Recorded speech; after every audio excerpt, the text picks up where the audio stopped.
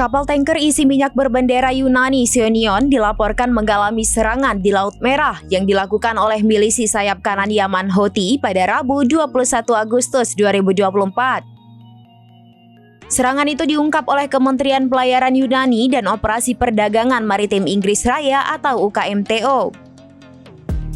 Dalam laporannya, mereka mengatakan bahwa kapal tanker Seonion yang mengangkut 150.000 ton minyak mentah menjadi sasaran tembakan proyektil dari dua perahu kecil militan Houthi saat berada di sekitar 143 km di barat pelabuhan Yaman Hodeidah.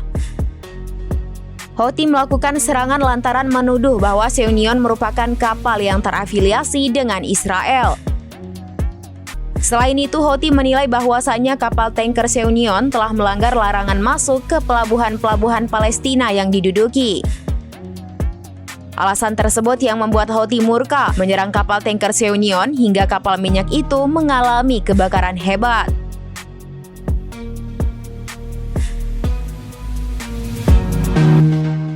Download Tribun X sekarang, menghadirkan lokal menjadi Indonesia.